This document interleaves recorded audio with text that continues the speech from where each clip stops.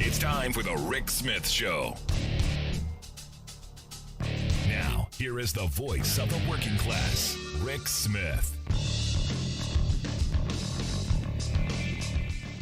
And welcome, brothers, sisters, working class heroes. This is the Rick Smith Show.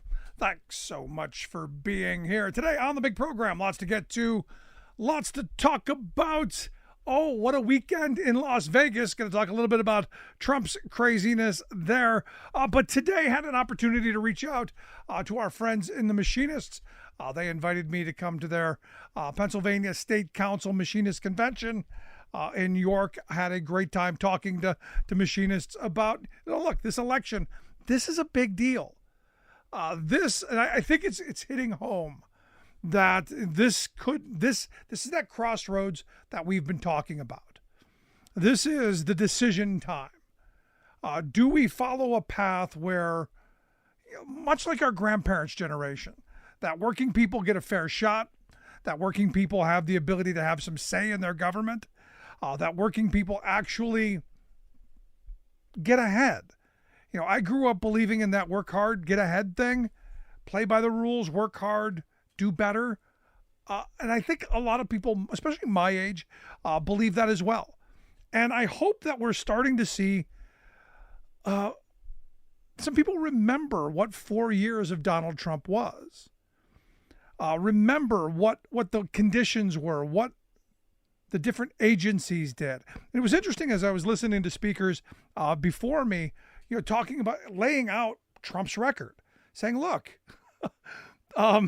outside of the fact that these aren't normal times, that Donald Trump is not a normal candidate, or I hope this isn't the new normal. This was his record. This is what he did to working people. This is what he did to us. And, a lot of the stuff I'd forgotten, and look, that's why you always listen to lawyers, because they lay things out in very logical terms. But it's easy to forget, which is why the Republicans were, for a very short period of time, right around Katie Bliss's response to the State of the Union, going, well, are you better off than you were 4 years ago? And when some of us remembered, yeah, we are better off than we were 4 years ago. 4 years ago was a nightmare. 4 years ago was bad. This is what bad leadership gets us. This is what, failed leadership gets us. So, of course, I remember, and I don't want to do it again. And this is where I think, as I say, we're at a crossroads. Because one of the things that Trump talked about over the weekend was, again, he's given this speech about, it's about windmills and about EVs and about sharks and electrocution. It's this whole blathering of, would you rather die by electrocution or being eaten by sharks? And I'm not quite sure the point of it. And I don't think anyone in the crowd was either in any of the multiple times he's told this, but they cheered because, and this is the weird part of where we are. There are a segment of our population, the red hat folks, who no matter what Donald Trump says, that's the new reality. That's the God's honest truth. And it's interesting, watching my Facebook feed with all the people who are now comparing him to Jesus. And you go, really? And the answer is yeah, because the new reality of the alternative facts folks. Remember the first time you heard alternative facts? It was funny, wasn't it? You laughed. You go, what? Now we've internalized this. Now we can have alternative realities. We can have yours and mine and theirs and others. And you go, no, there's a set of facts. There's a set of realities. How is it we've gotten to where we are now, where go back and look at Trump's term. Every other week was infrastructure week. And the weeks when it wasn't infrastructure week, it was manufacturing week. And yet he did nothing on infrastructure, did nothing on reshoring manufacturing, basically did nothing for working people. Now you go, but Rick, my 401k. Yeah, he did well for Wall Street. Wall Street was happy. We gave them enormous sums of money with that tax cut that he gave away. But did it trickle down to average, everyday working people? A touch. I got a little bit. but it's going to go away soon. Those tax cuts for rich people, those stay. And I was listening to a clip of Warren Buffett the other day. He goes, look, we wrote a check, to the IRS for, some enormous sum of money, billions of dollars. He said, look, if the 800 biggest companies in this country paid their taxes, nobody else would have to. If the 800 biggest companies wrote the check like we did, there wouldn't be a need to tax low-wage workers, for instance. And I've been saying for a very long time, I agree with the Tea Party people. American workers are taxed enough already. Corporate America should be paying the freight. But Rick, workers pay that. Not as much. We have created a billionaire class second to none, and we've done that through our tax code. Because the more that they get to keep, the more they're going to want to hoard. So they set up an entire system based on how do we get more.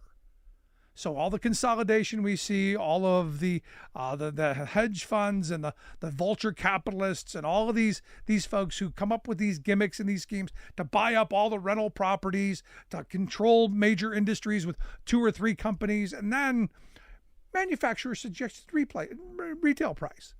MSRP was always interesting to me because it sounds like collusion. We suggest you charge this, so that we can make profit and you can too, and we can fleece the consumer. Now you go, but Rick, that's our capitalist system. No, not so much.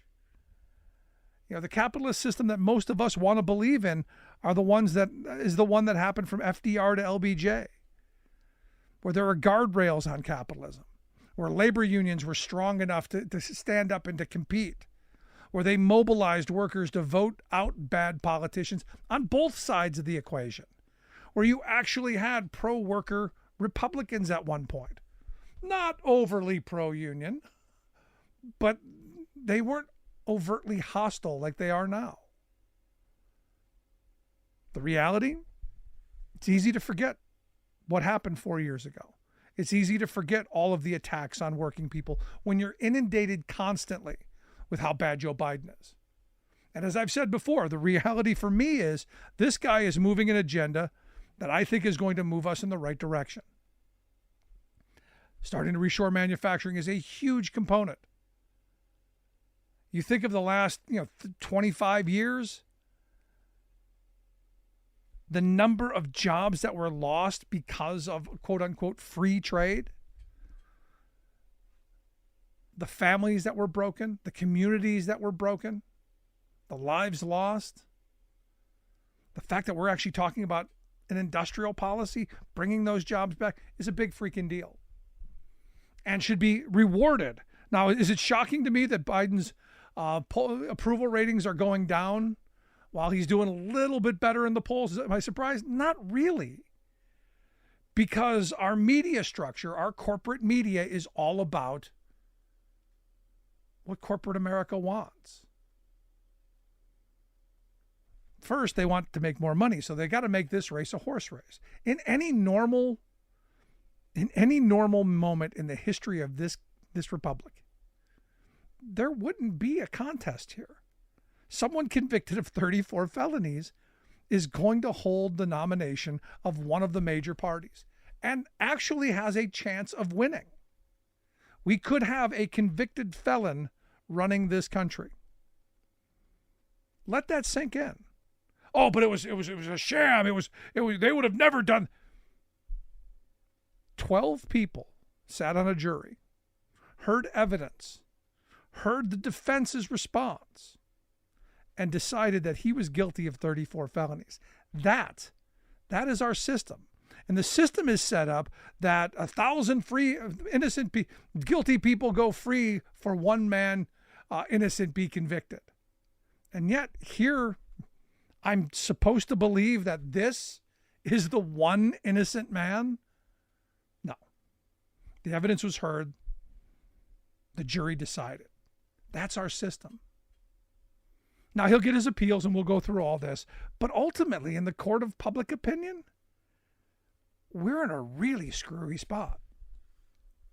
Because you got a billionaire guy out there who's just spewing if you saw the speech over the weekend, pure nonsense. And he's still competitive. There's something wrong with us. And the question is, how do we turn that around? I think you got to start talking to your friends and neighbors. I think you got to do more of reminding people what 4 years ago, what that looked like, and actually hearing about that things are getting done. Wages are going up, especially for folks at the bottom end of the scale.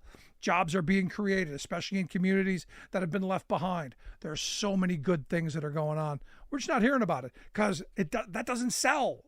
That doesn't excite people. That doesn't get people to spend. Misery, anger, that leads. Want to hear your thoughts? Email me, rick@thericksmithshow.com. Quick break, right back.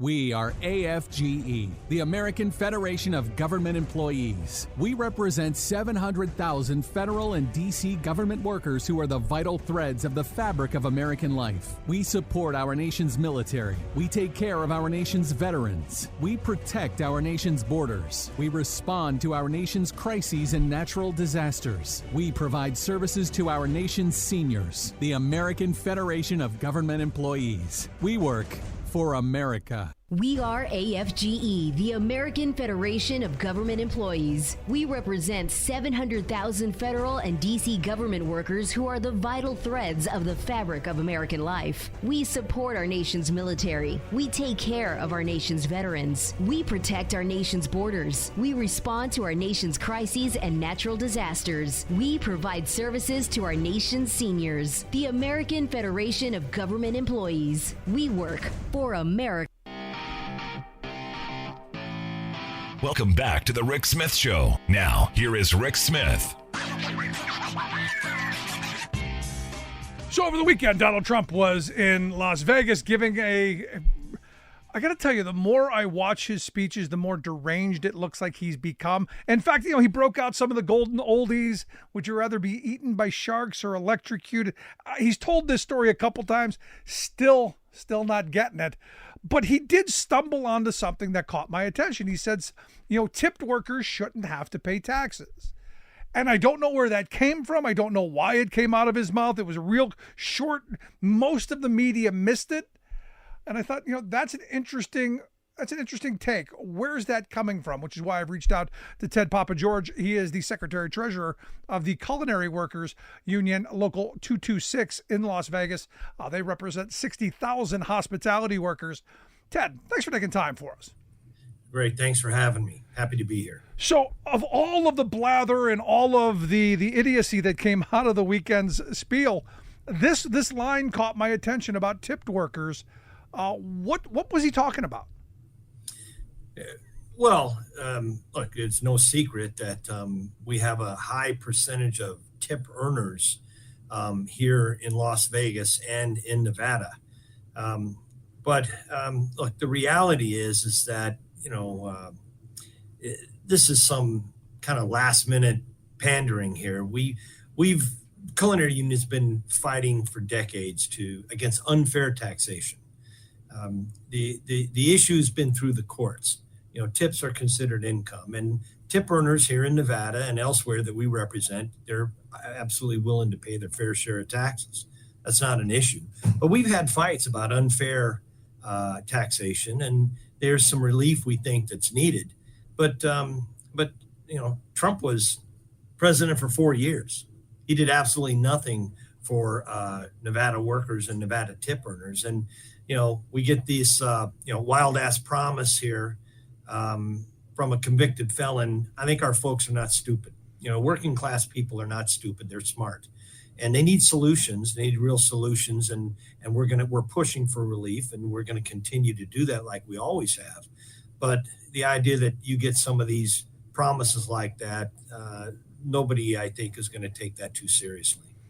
And I think you hit on it at the beginning. You're saying, look, this is like a last ditch desperation issue, because in his 4 years, as president, I don't remember this or many working class issues ever bubbling to the top or ever coming out of his mouth. So my mind was somebody whispered this in his ear, because there was no context, there was no follow-up, there was no, hey, this is how we're going to do it. There was none of that. It was just something he blurted out and then moved on.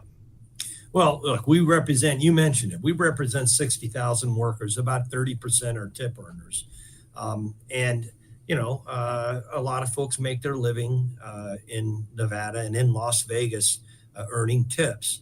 And there are tip allocation rates that are negotiated, and they've jumped. But we've had real assistance and push. Senator Harry Reid was a champion for tip earners in Las Vegas. But Senator Catherine Cortez Masto, Senator Jackie Rosen have both signed letters to push the IRS to make sure we've got our so-called day in court.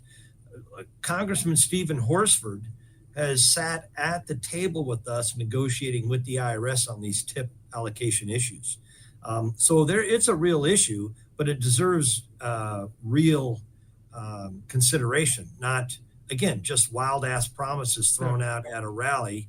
The idea that somehow, you're going to take away tips, taxation from tips, that's just pandering. And look, it's kind of a snobbish look at this too, because the idea that working class people are, as I said before, are dumb. They're not. They're smart, and they understand when they see somebody kind of blowing smoke. As I was going through that clip, and I played it a couple of times, my mind thought, well, I guess CEOs are going to be working for tips then. If they're not taxing it, maybe that's the end game. Because look, I look at a billionaire, I look at someone like Trump, not caring about your members or the people who are working in his hotels or others. I see him as somebody who cares about himself. So I now go, I can see it. All their income, well, instead of capital gains, it'll be tipped income. Yeah, you notice Trump doesn't talk about that, but these millionaires and billionaires that, literally just aren't paying any taxes. Look, these tip earners are working class folks here in Nevada. My parents were tip earners. I was a tip earner, worked in the casinos, and these are working class folks. They make a decent living, and they're not trying to skip out on their taxes. They expect to pay their fair share. Now, the IRS doesn't understand this industry that well, and so we've always had to go back to push back on these allocation rates. But when the idea that somebody would come in and like Trump to throw around this idea that he's just going to eliminate the idea of taxing tips, that's just, nobody believes that. But what we do need is somebody who will go to bat for us. Senator Jackie Rosen has been critical about that. And look, the Democratic administration, we've gotten assistance in this discussion, but you're going up against the IRS. So, and we're not rich, so we don't have that advantage. Now you've said allocation rates a couple times. Explain what that means. Well, what happens is that for over, I'd say close to 30 years, there's been an agreement that the IRS, along with the casino industry, agrees based on revenues or actual tips that are on credit cards, et cetera, that are tracked. What is an hourly tip, an hourly allocation? In other words, what is a agreed upon average hourly rate that is reasonable and representative of the tips that you make? Because if you work swing shift or graveyard or day shift, if you work in a front bar or you work in a service bar or you work in a gourmet restaurant or you work in a coffee shop, everything is completely different. There's no such thing or any way to have a certain rate, one rate for everybody. And the negotiation, which was led by Senator Harry Reid and the Culinary Workers Union, was that we agreed with the IRS to come up with rates. And if we agree to pay tips, taxes on those rates, then it's essentially audit insurance. And we wouldn't get audited for that issue. Now, what's happened is that as, if the company shows increased revenue or tip rates go up, then the IRS has increased them. And we went back to the IRS over the past few years. We got 60% reduction in our tip allocation here, negotiated by the union with the IRS and the companies during the pandemic, because people got hammered. And now that business is back, we think that they've taken a too big of an increase, kind of this pendulum swung the other way. Right. And so we spent time negotiating. Congressman Horsford, again, was extremely helpful.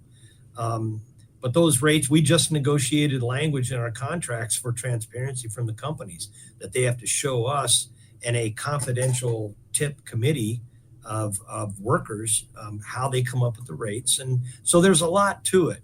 So for Trump to come in like everything, like you said, he's talking about electrocution and sharks and all sorts of other nonsense to throw out. He'll just get rid of, taxation on tips. That's just the worst type of lying, really. It's just, it's not going to happen. But we are pushing back, and we're going to continue pushing back for fair taxation. Yeah, no, you said audit workers, and then my mind immediately went, gee, if only we spent this kind of time and effort going after people like Trump to get them to pay their share. I think we'd be better off place.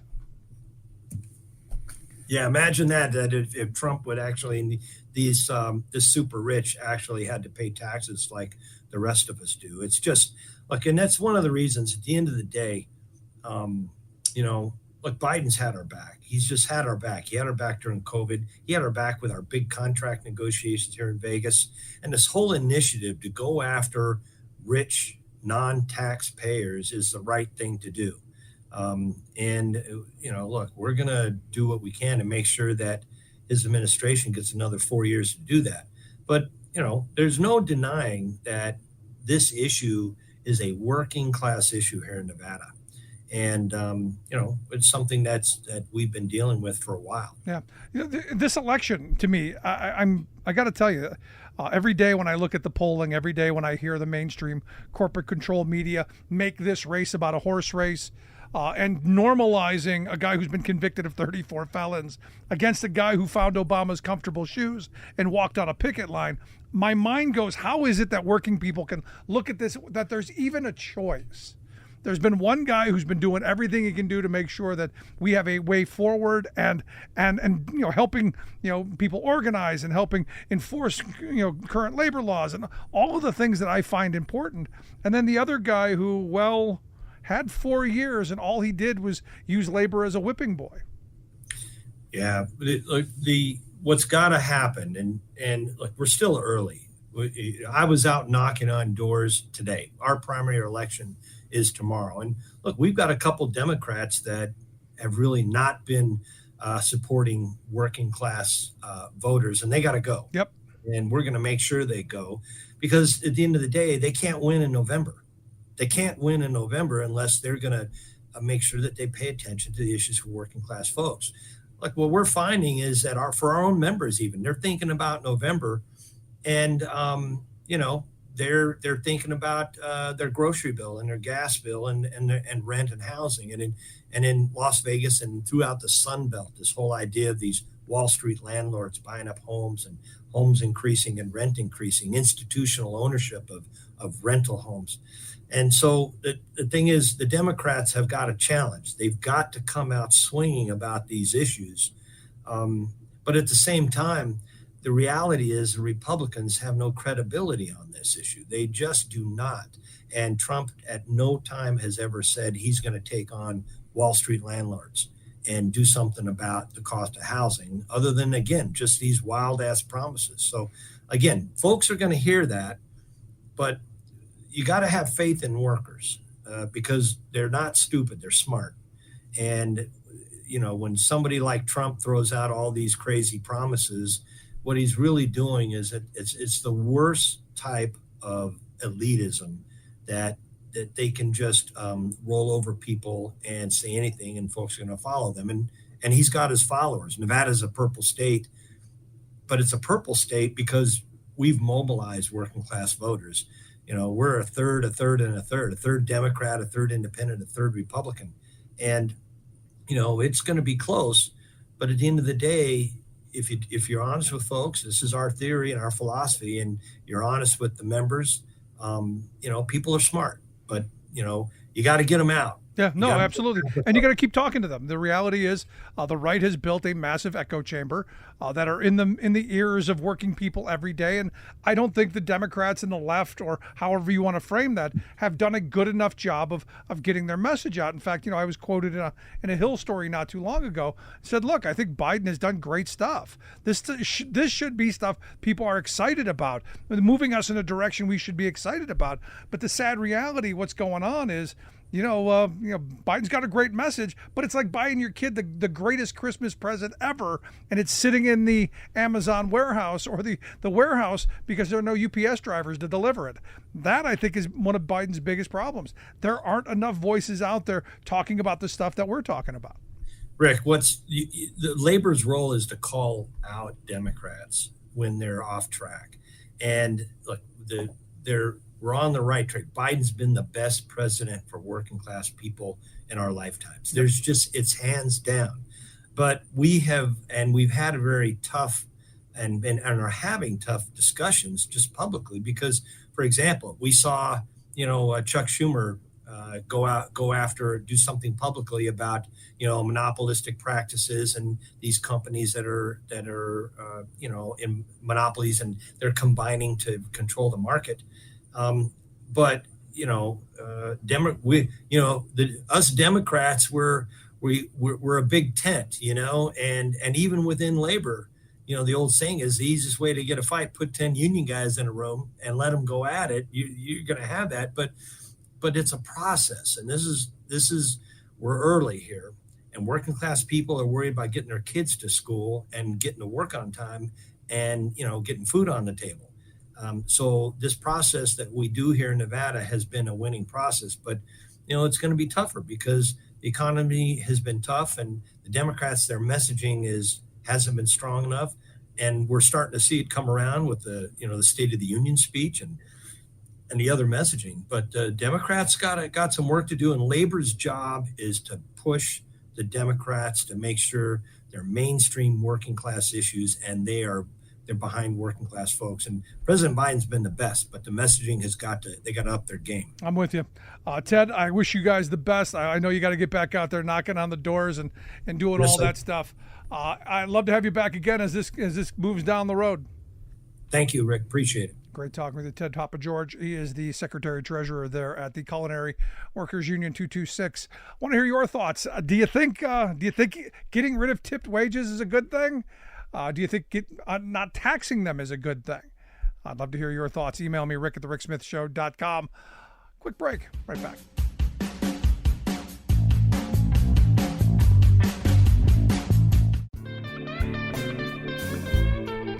Welcome back to the Rick Smith Show. Now, here is Rick Smith. So go back to the beginning. The question. Electrocution or shark bite? Evidently, this is the big political question of the day. Thank you, Donald Trump, for bringing this extremely important situation to light. Because evidently, as it's been explained to me, Trump is worried that batteries are going to be put on boats. Boats are going to be heavy. They're going to sink. And then you're going to have to make the choice. Do you grab both terminals and hope for electrocution? Or do you let the shark eat you? Now, the weird thing is, and I don't know that he knows this, but most boats have batteries on them. They're there already, unless you're paddling. So this idea that something new is coming, kind of frightening. And as I've been saying, look, I see us in a 1980s kind of moment. This is 1980 all over again. Carter comes in, puts solar panels on the White House, says, hey, we're going to move off the dirty stuff. Reagan comes in, rips them off, going back to oil. Trump's telling us what he's going to do. And here to share some thoughts on maybe what that's going to look like and maybe why it's a bad idea. I've asked our good friend Scott Paul to come talk with us. He's the president of the Alliance for American Manufacturing, AmericanManufacturing.org, the website. Scott, thanks for taking time for us. Hey, Rick, it's great to be with you. So, electric shock or shark? Where do you come down on this extremely important question? It makes me nostalgic for the days, with both Democratic and Republican administrations when you could disagree with them, but at least it was a fact-based conversation. Mostly, you just had a difference of perspective on this. I mean, some of this stuff makes your jaw drop, right? I mean, first of all, there's lots of heavy stuff on boats already. All right, and there's batteries on boats already, and so the idea that somehow, scaling up battery production is going to cause boats to sink and then people to have a choice between either electrocution or getting a shark bite is hysterical, and would be really funny were it not coming from someone who is the nominee of a major party for president of the United States. So, and it reminds me just of the stuff that gets spread around on social media or Facebook about, did you hear this story? Did you hear that story? That has no basis in fact. I just saw something from my hometown where someone was claiming that all the solar panel farms and all the wind turbines going up were creating a magnetic field that was attracting more tornadoes.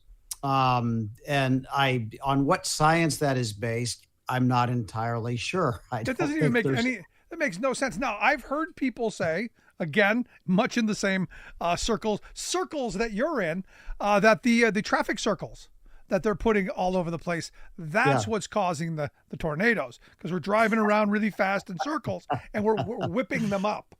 Oh man, I'm just, if that were the case, England would have a lot of tornadoes because there's nothing but traffic circles there in some towns. And my sense is that they have very few at all. So let's debunk that once and for all. But I think the larger point is that,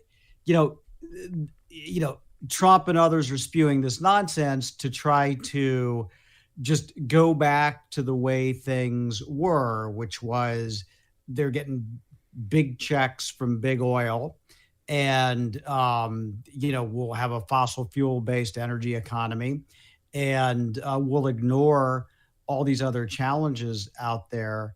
Meanwhile, and I think this is important to understand, the battery storage is a critically important issue, no matter what energy source you believe in, okay? Whether it's solar, wind, hydro, coal, natural gas, propane, whatever, because you can store energy that way. And that's really important, for instance, when the power grid goes out. And guess what? That happens a lot because of climate change or stress on it or other factors like that. And so these batteries are becoming more and more important. And this is a true fact, Rick.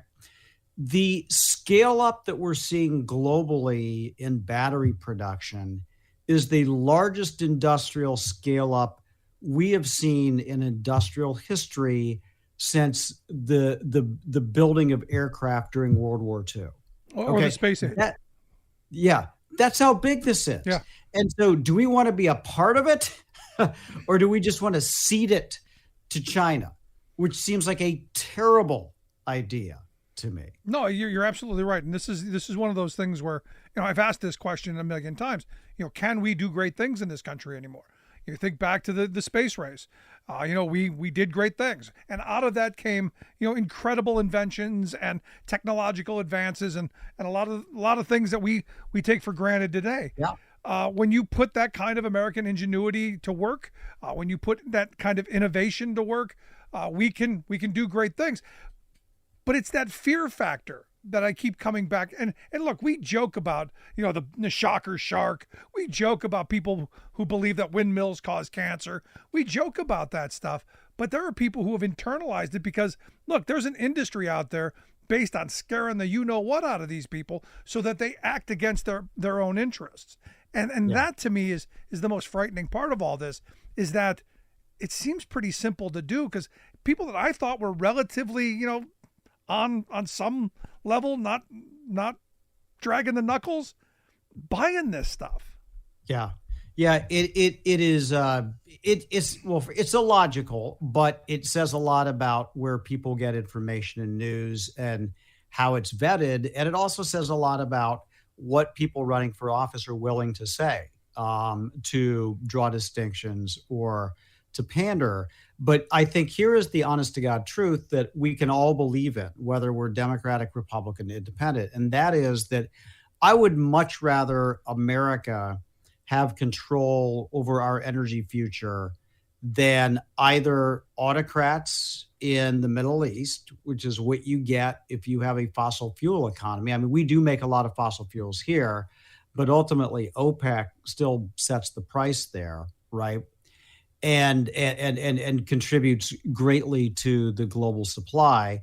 Or, if we sit on our hands and do nothing, China's going to make all the solar, all the batteries, and we're going to lose more manufacturing jobs, and we're going to do it that way. And I think the right way to do it is to say, look, I am for a lot of different energy sources, whether it's nuclear, solar, wind, hydro, battery storage, natural gas, you name it. Let's do it. But let's make sure it's made in America so that we have control over our energy future, and that we're also making the innovations that are going to get us to the next level. And I just want to share this brief story about batteries because I think this is so important. This is based on a Harvard Business School case study. The fact that we lost the toy industry in the United States, where toys were being outsourced to all over Asia, and then they ended up in China, but they started elsewhere in Asia, led to batteries being manufactured in Asia, led to the innovation in batteries occurring in Asia, which left us behind. So the fact that we lost this industry that a lot of people would say, well, that's not very vital to national security. We make toys, right? It turns out that having that a production ecosystem is pretty dang important. Yeah. And otherwise, we're borrowing the technology back. All of our, we have to have Asian partners because we literally lost the ability on how to innovate and how to make this stuff. And we're slowly clawing it back, but we can't turn our backs on that now. No, I mean, you could make the argument the rotary phone. Once we stopped making the rotary phone, that first push button phone, they didn't make here anymore. That transition was somewhere else. And then after that came the cordless phone and the bag phone and eventually the cell phone. And we lost all of those jobs that decades of workers would have benefited from because that one decision to say we're closing down the rotary phone factory and we're going to build the new one or retool the new one somewhere else. We lost all of those jobs. And I would argue the technology and the innovation that went with it. Yeah, you're absolutely right. And it's only the big, massive companies that have like $1 trillion in market capitalization. I'm looking at you, Apple, that have figured out how to hack this, how they can design something in California, manufacture something in China. But even Apple's looking at diversifying, and they are making some products back here, and they do have some of the supply chain back here. They've seen some of the challenges with it. But otherwise, you just can't do that. You cannot do that effectively. And the point of that Harvard Business School study is that when you lose the production, you lose the innovation. And when you lose the innovation, you lose the next generation of manufacturing and that technology, which explains why there are exactly 0 mass market smartphones that are made in the United States. And you think about it, Rick, I mean, is there a day that goes by where you don't see dozens of smartphones? Yourself, me, your friends, your family, your classmates, your work colleagues, people around town. There are so many smartphones out there, and not a single one of them is manufactured in the United States. Yeah. I don't want that to be the case with automobiles or any of the energy sources. I think that would be a huge mistake for our country. No, I'm right there with you. But you talk about it, and I've been talking about what you just said for years now. I remember I used to have a friend who was a congressman from Illinois. He came out of the textile industry. He was one of the few union presidents who became a congressman. He said, "Look, I knew a guy who he was a tinkerer. We worked on the floor making suits. One of the last unionized, I forget the name of Marks something. Oh, Hart Schaffner Marks. There you go. Yeah. That's it. He worked for them. And this guy was a tinkerer. He went home in his garage and he got one of the old machines from work, figured out how to make chips using the sewing machine method to be able to implant stuff in there just by going in his garage and fiddling around, made a huge amount of money. But if you don't have that suit factory, if you don't have that rudimentary job that makes somebody go, hey, I can use this application somewhere else, maybe you don't get that next innovation. Yeah.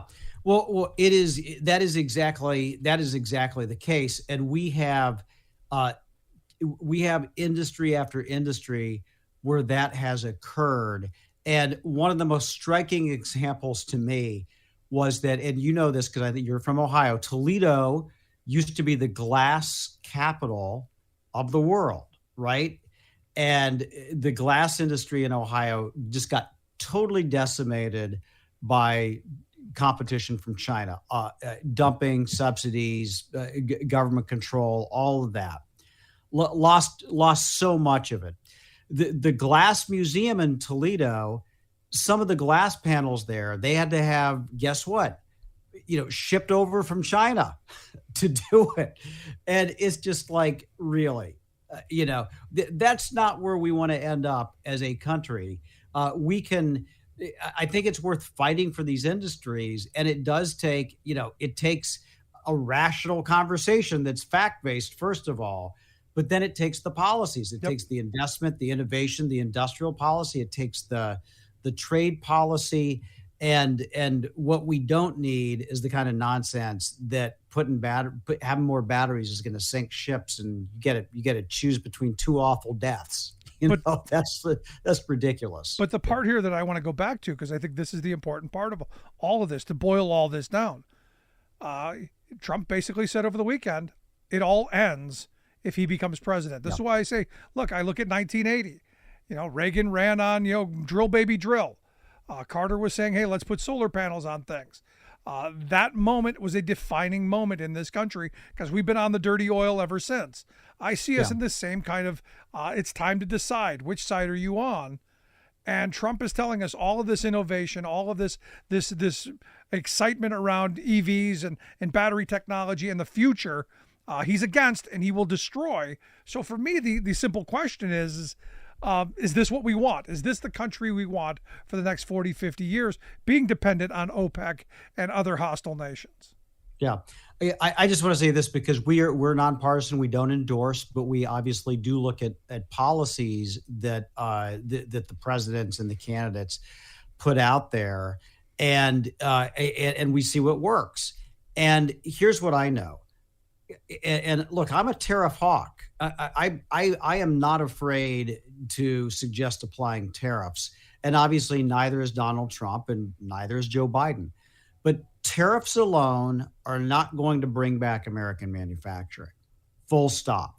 It takes more than that. It takes investing in workers. It takes investing in innovation. It takes an industrial policy. It takes putting real money on the table. It means investing in those cutting edge industries in addition to the tariffs. And if your policy is simply going to roll back the investments, going to have $4 trillion worth of corporate tax cuts, is going to maintain some tariffs, and then who knows, maybe make a deal with China because he did the first time, that is not going to bring American manufacturing jobs back to the United States of America.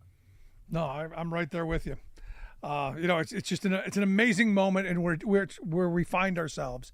And as I said, this election is going to be very, very telling for the future because I fear all of this innovation goes away. Now, one of the other claims Trump made was that all of these EVs and all of this stuff is going to be made in China. We're just making China rich. We have the ability to make sure that doesn't happen, right? Yeah. Well, and again, there's 100% tariffs in place on EVs coming from China, which is going to, if there's any coming over right now, and there's just what I would call a trickle, I mean, it is barely perceptible in the market. That's going to stop. That's going to totally dry up. And it's not to say that they won't try to find other ways into the U.S. market, but I would say this administration, the Congress, are pretty keen on making sure that doesn't happen. But EVs, look, there is eventually going to be more uptake of these as there's more charging, as the price come down and all of that. And people are going to like not having to pay for gas. They're just going to like that. And so these are going to come online, and it may take 5 years, 10 years, 15 years. And the only question is, are we going to be making them here, or are we going to be importing them from another country? And unless we have a policy that says we're going to make them here, then they're going to come from somewhere else. And so it's just wrong to say that if we invest in these industries, that China is going to get a lot of the benefits. In fact, that is pretty much the opposite of what this administration's industrial policies are trying to do. Well, again, we'll see. But again, back to the main question, shocker, shocker, shark. That's the important thing today. Somehow, I guess if you get the shark to bite the battery, kind of like the dude from Jaws got the oxygen tank. There you go. That's all I can think of. That's my hack there, Rick. That's There's all the I got. hack. I like it. Scott, as always, great stuff. All right. Thanks so much for having me on. I appreciate it. Our good friend Scott Paul. Check out their website, AmericanManufacturing.org. Scott Paul, president of the Alliance for American Manufacturing. Want to hear your thoughts? Shocker, shark. Or the third option. Maybe the shark bites the battery. If we're living in fantasy land, why not? Quick break. Right back.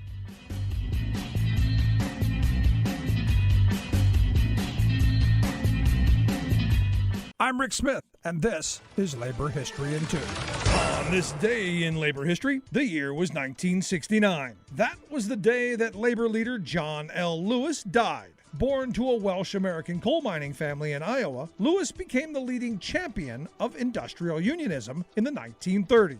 He served as president of the United Mine Workers of America from 1920 until 1960. He was the founder of the Congress of Industrial Organizations. The CIO split off from the American Federation of Labor with the aim of organizing the thousands of workers who powered the U.S. industrial machine. Some public officials and the media accused the CIO of being infiltrated with communism. In 1937, Lewis delivered a speech in Washington, D.C. to deny these claims. The speech captured Lewis's commitment and passion for industrial labor organizing. He declared, quote, "The workers of the nation were tired of waiting for corporate industry to right their economic wrongs, to alleviate their social agony, and to grant them their political rights. Despairing of fair treatment, they resolved to do something for themselves.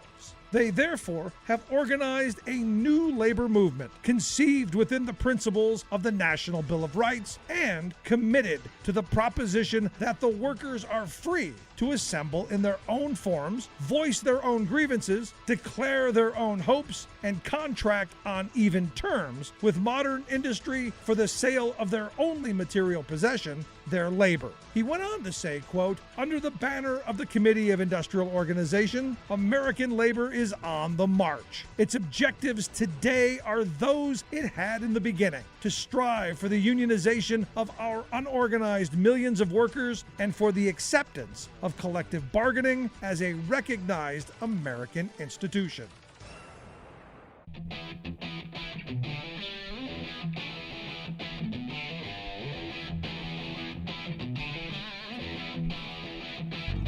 Welcome back to the Rick Smith Show. Now, here is Rick Smith. Scott got me thinking about, I remember reading a book years ago. In fact, we had the author on for like its 25th anniversary or something not too long ago. It was called America, What Went Wrong. And they talked about, the fact that the rotary phone, because we used to make all phones in this country, understand, much like the toy industry. I remember as a kid, every toy that I had made in the U.S., made in East Brattleboro, Vermont, or one of the places up in Massachusetts, but they were all made here in the U.S. And, the guy told the story about, how 6,000 workers in Chicago lost their jobs they were making the rotary phone. And when they came in with the push button phones, they decided that factory should be somewhere else. They wanted to break the union. They wanted to lower costs because they could raise profits. And then all of that innovation that came afterwards. from the push button phone to the cordless phone, to eventually the beginnings of a cell phone, that big giant bag we used to carry around, to the flip thing, to eventually where we are now with this smartphone. All of those technological gains and the jobs that came with producing those somewhere else. And that's one industry. The toy industry, something else. Bicycles, same thing. You go down this list of industry after industry that communities across this country lost. It's not just that we lost the capacity to build some toys or bikes or phones or any of this stuff, but communities lost jobs. Communities lost the driver of their economy. And families took the hit, which is why we're in the situation that we're in now. And this is, look, understand, this is Democrats and Republicans at fault here. This is neoliberalism run amok. This is deference to corporate America and the need to save capitalism and all that nonsense rhetoric. It's all part of that. And who took it on the chin? Working people. Which is why in this transition that we're seeing from gas-powered engines to electric batteries for cars, and this move away from dirty oil, it's my hope that this transition is the first, at least in my lifetime, if not the history of humanity, that workers take it on the chin. Maybe we don't get screwed this time. Maybe workers actually do benefit from the start. And for me, I like the guy who's in the White House right now, even if his approval ratings are at the lowest that they've been, because here's a guy who's doing all the things that we said we wanted done. When Donald Trump talked about reshoring manufacturing, everyone's like, yes, yes. Biden's actually doing it, and nobody knows about it. Again, our corporate-controlled media. When people said, hey, we should be rebuilding our infrastructure, it's a disgrace that we have such bad infrastructure. It's a disgrace. Tom Friedman's, I went from Beijing to LAX, and it was like going from the Jetsons to the Flintstones. We used to, at least I think, I want to believe, we fought for better. We innovated at home. We invested at home. There's a guy who's trying to do that. And at every step of the way, the Republicans have been in the way. And this is where we have to take a collective breath and look at reality. One guy talks about it.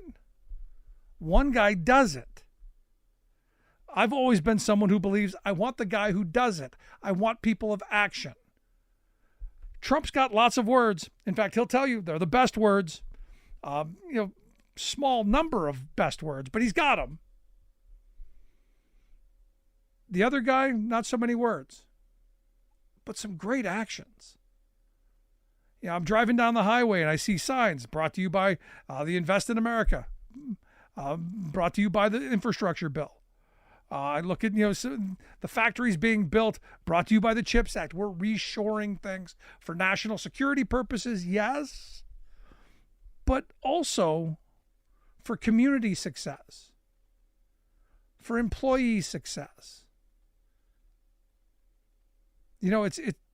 Scott has told that story about the glass factory in China, and I've been telling that since 2013, when we went on our labor history tour and ended up in Toledo, and wanted to talk about the history of glass and the glassmakers unions and the jobs and the fights for good wages and all of that, only to find ourselves at that museum asking the question, well, who made all this glass? Where did it come from? Well, we know where it came from. It came from China. And that's the sad reality of the policies that we've allowed to have happen. And it's all been because, well, I don't know. We're swayed easily by what corporate America feeds us. We're swayed easily by the corporate-controlled media. We're swayed easy by a powerful right-wing media who keeps feeding us division and anger and all of that. Maybe that's the problem. Or is it we don't want to think that we have the power to change things? I'm hoping we find that power again, because this election matters. There is a possibility that Donald Trump wins, could potentially maintain the House and win the Senate, and all of the horrible that people have been afraid of, getting rid of Social Security, getting rid of Medicare, destroying all of the social safety net that's left, destroying unions, firing all the public sector workers and bringing in good loyalists, actually weaponizing government. This stuff, very real. So the question is, again, the old labor frame, which side are you on? Do we want to give fascism a try? Is that the goal? I want to hear your thoughts. Email me, rick@thericksmithshow.com. Something I said made you think, got under your skin, made you mad. I want to hear it. rick@thericksmithshow.com. Miss any of the show? Podcast. Also freespeech.org. Thanks so much for being here. We'll see you back here next time. You've been listening to The Rick Smith Show. Email Rick at rick@thericksmithshow.com. Until next time, this has been The Rick Smith Show, where working people come to talk.